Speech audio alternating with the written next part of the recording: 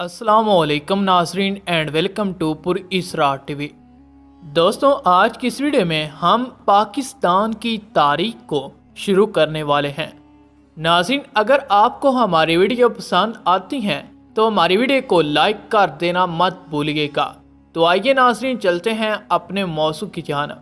قیام پاکستان کی تاریخ۔ مسلمانان برصغیر نے انگریز سامراج کی سازشوں اور کانگریس کی چال بازیوں کے باوجود اپنی بے مثال جدوجہد اور لازوال قربانیوں کے ذریعے دنیا کی سب سے بڑی اسلامی مملکت کے قیام کو ممکن کر دکھایا۔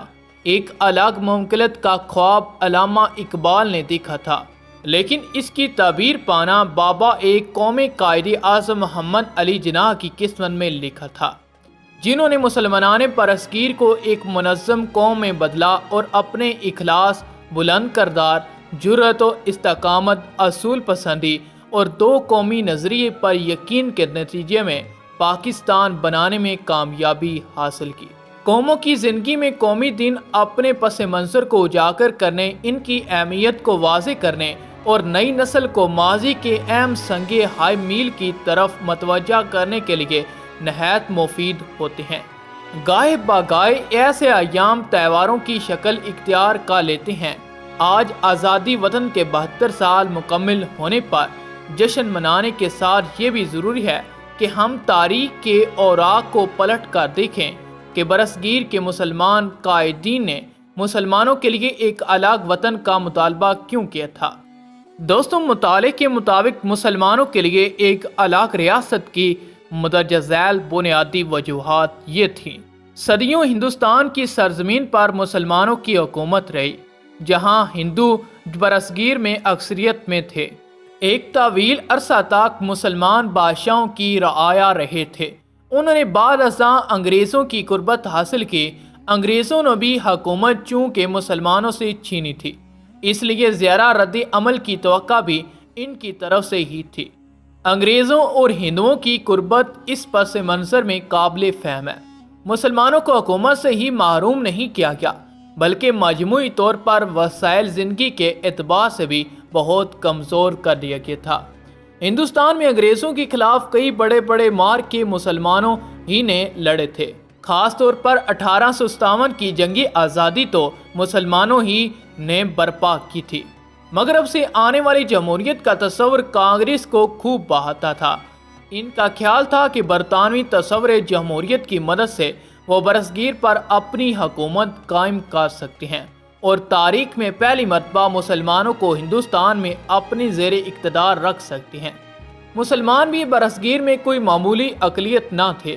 اپنے ماضی کی تاریخ کے زیر اثر وہ اقلیت کا کردار قبول کرنے کو تیار نہ تھے۔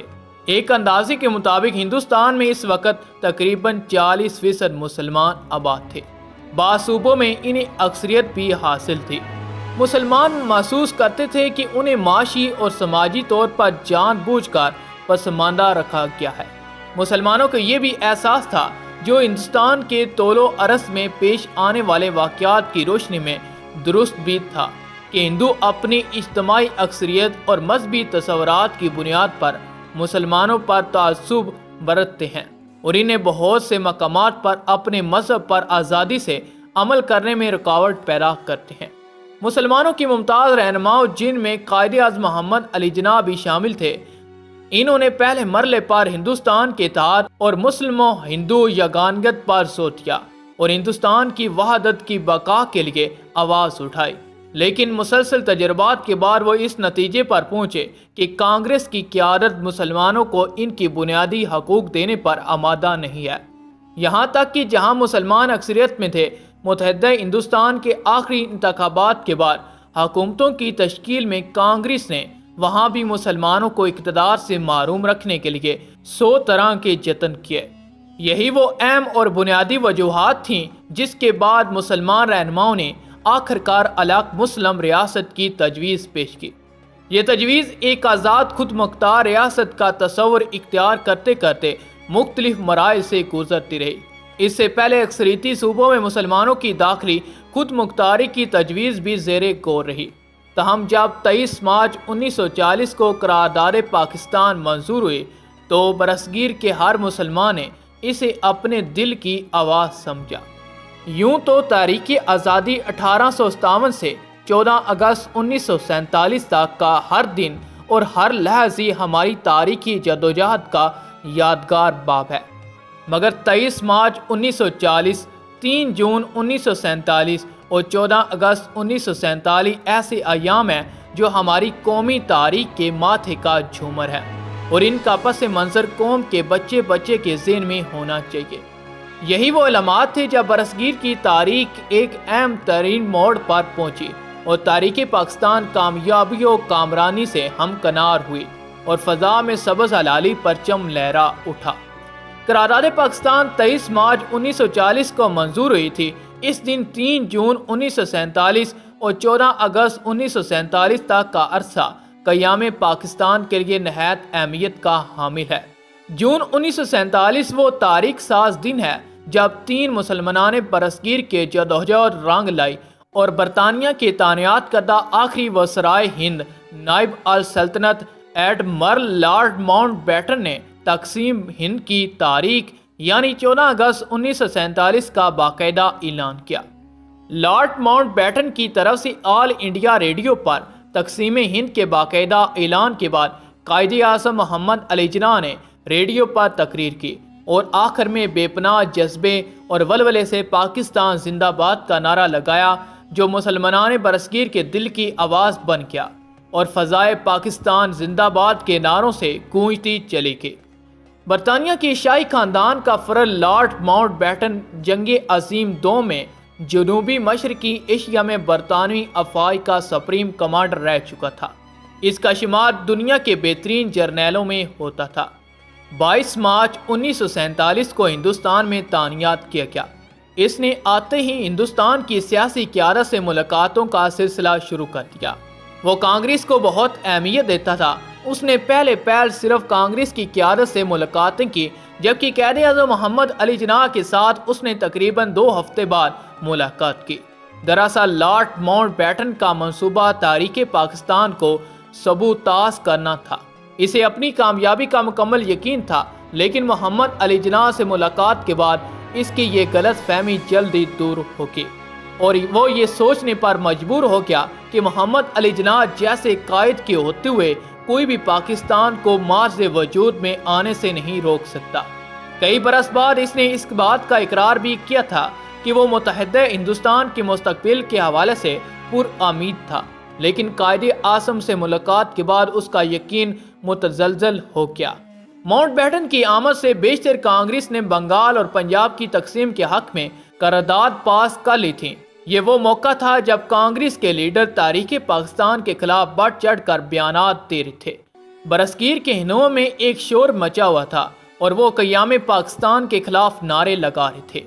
جواہر لال نہرو اور دوسرے کانگریسی لیڈر تواتر کے ساتھ اکھنڈ بھارت کا راگ الاپ رہے تھے اور کہتے تھے کہ کانگریس کی پنجاب اور بنگال کی تقسیم والی قرارداد سے ملک کی تقسیم کا جواز ثابت نہیں ہوتا۔ جواہر لال نہرو کا کہنا تھا کہ تقسیم ہند کی تجویز برطانوی حکومت خود پیش کرے تو ہم اس کی حمایت کر سکتے ہیں، لیکن اپنی زبان سے ہم کبھی تقسیم ملک کا مطالبہ نہیں کریں گے۔ نہرو اور لارڈ ماؤنٹ بیٹن میں شملہ کے مقام پر طویل ملاقاتیں ہوئیں، جن سے قائد اعظم محمد علی جناح کو بے خبر رکھا گیا۔ شملہ میں نہرو خاندان کی موجودگی سے محمد علی جناح کو یقین ہو گیا تھا کہ لارڈ ماؤنٹ بیٹن مکمل طور پر کانگریس کا ہم نوا ہو کر مسلمانوں کے خلاف سازشوں میں مصروف ہے، لیکن محمد علی جناح ان تمام سازشوں کے باوجود پرعزم انداز میں اپنے موقف پر ڈٹے رہے۔ کانگریسی لیڈر تقسیم ہند کے مخالف تھے اور لارڈ ماؤنٹ بیٹن ان کی بھرپور حمایت کر رہا تھا، لیکن آخرکار مسلمانوں کے بڑھتے ہوئے مطالبے کے آگے یہ سب لوگ بے باس اور لاچار ہو گئے۔ ان حالات میں لارڈ ماؤنٹ بیٹن مئی 1947 میں برطانیہ گیا اور وزیر اعظم لارڈ ایٹلی اور دوسرے برطانوی لیڈروں سے بات چیت کے بعد ہندوستان واپس آ کر طویل مذاکرات کیے اور ہندوستان کے اہم لیڈروں کی ایک اہم کانفرنس بلائی۔ اس کانفرنس کے شرکاء میں پنڈت جواہر لال نہرو، قائد اعظم محمد علی جناح، سردار پٹیل، آچاریہ کرپلانی، لیاقت علی خان، سردار عبدالرب نشتر، اور سردار بلدیو سنگھ قابل ذکر ہیں۔ اسی کانفرنس میں ہندوستان کی تقسیم کا منصوبہ پیش کیا گیا، جس کا اعلان 3 جون 1947 کو کیا گیا۔ دوستوں، برصغیر میں 2 الگ الگ مملکتیں قائم کر دی جائیں جو شروع میں نواب اریاتی حیثیت کی حامل ہوں گی۔ پنجاب اور بنگال کو 2 حصوں میں تقسیم کر دیا جائے گا اور حد بندی کمیشن بھی مقرر کیے جائیں گے۔ سندھ اور آسام کے مستقبل کا فیصلہ ان صوبوں کی اسمبلیاں کریں گی۔ صوبہ سرحد اور آسام کے ضلع میں استصواب رائے کرایا جائے گا، جس کے بعد یہ فیصلہ ہوگا کہ وہاں کے باشندے کس ملک میں شامل ہونا چاہتے ہیں۔ ریاستوں کو یہ اختیار حاصل ہوگا کہ وہ ہر 2 مملکتوں میں سے کسی ایک کے ساتھ الحاق کر لیں۔ برصغیر کی مسلح افواج اور مشترکہ اثاثوں کی تقسیم کر دی جائے گی۔ دوستوں، اس منصوبے پر ابتدائی رد عمل دیتے ہوئے قائد اعظم کا کہنا تھا، یہ تو واضح ہے کہ یہ منصوبہ کئی اہم پہلوؤں میں ہماری توقعات پر پورا نہیں اترتا، اور اس میں کچھ ایسے معاملات ہیں جن کے بارے میں ہم یہ کہہ یا محسوس نہیں کر سکتے کہ ہم ان سے مطمئن ہیں یا اتفاق کرتے ہیں۔ ہمیں فیصلہ کرنا ہے کہ انگریز حکومت کی طرف سے جو منصوبہ پیش کیا گیا ہے، ہم نے اسے سمجھوتے کے طور پر قبول کرنا ہے۔ میں خود سے یہ فیصلہ نہیں کروں گا، بلکہ آل انڈیا مسلم لیگ کی کونسل اس پر ہمارے آئین اور روایات کے مطابق حتمی فیصلہ کر سکتی ہے، جس کا اجلاس پیر 9 جون کو طلب کیا گیا۔ لیکن اب تک جو میں سمجھ سکا ہوں، دلی میں مسلم لیگ کے حلقے پر امید ہے۔ اس میں کوئی شک نہیں کہ کسی بھی حتمی فیصلے سے پہلے اس منصوبے کے منفی اور مثبت پہلوؤں پر غور کیا جانا چاہیے۔ اس حوالے سے قائد اعظم محمد علی جناح کا مزید کہنا تھا کہ میں یہ ضرور کہوں گا کہ میرے خیال میں وائسرائے نے کئی قوتوں کا بہادری سے مقابلہ کیا ہے، اور میرا ان کے بارے میں یہ تاثر ہے کہ وہ انصاف اور غیر جانبداری کے جذبے سے کام کرے ہیں، اور ہمیں چاہیے کہ ہم ان کا کام آسان بنائیں۔ غالباً قائد اعظم کی اسی سوچ کے پیش نظر مسلم لیگ کی قیادت نے بالآخر تقسیم ہند کے اس منصوبے کو قبول کر لیا، جس کا اعلان آل انڈیا ریڈیو سے نشری تقریروں کے ذریعے کیا گیا۔ یوں پاکستان کے قیام کی راہ ہموار ہوئی اور 14 اگست 1947 کو اس کا وجود عمل میں آ گیا۔ ناظرین، اگر آپ کو ہماری ویڈیو پسند آئے تو ویڈیو کو کر دیں لائک اور شیئر کر دیں، اور مزید ایسے ویڈیو دیکھنے کے لیے یوٹیوب کے اسمرفی چینل پر اسرار ٹی وی کو سبسکرائب کرتے ہوئے ساتھ موجود بنے بیل کے آئیکن کو پریس کریں۔ اس سے یہ ہوگا کہ ہماری ہر نئی آنے والی ویڈیو کا نوٹیفیکیشن آپ کو سب سے پہلے مل سکے گا۔